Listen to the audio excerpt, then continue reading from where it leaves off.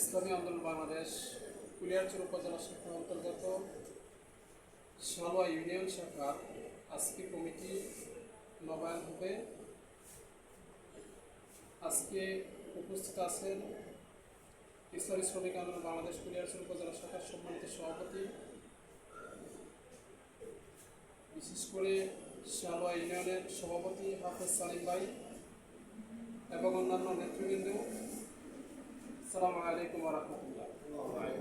ইসলামী আন্দোলন বাংলাদেশ ইসলাম দেশ ও মানবতার কল্যাণে কাজ করে এবং করবে।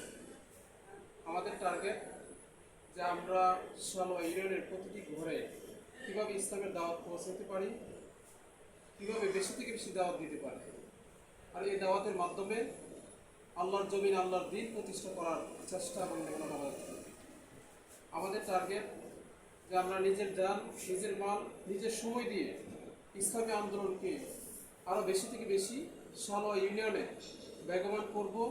সালোয়া ইউনিয়নের মধ্যে ইসলামী আন্দোলনের দুর্গ গড়ে তুলব। এই জন্য আমরা প্রত্যেকের জায়গা থেকে বেশি দাওয়াত দিতে হবে, মেহনত করতে হবে।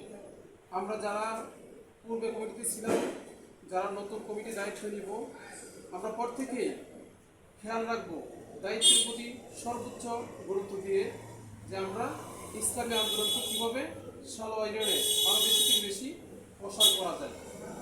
এই জন্য সকলের কাছে আমার আবদার থাকবে যে আমরা ইসলামী আন্দোলনকে নতুন রূপে সাজাইতে চাই, আরও সুন্দর একটি পরিবেশ ইসলামী আন্দোলনের মাধ্যমে আমরা এই সালোয়াবাসীকে উপহার দিতে চাই।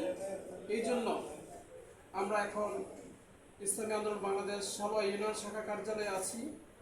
এখান থেকে আমাদের প্রতিটা কাজ, প্রতিটা প্রোগ্রাম আমরা ওয়ার্ড পর্যায়ে ছড়াই দিব, তৃণমূলে ছড়াই দিব এবং সকল কাজ আমরা এই অফিসের মাধ্যমে করবো ইনশাআল্লাহ।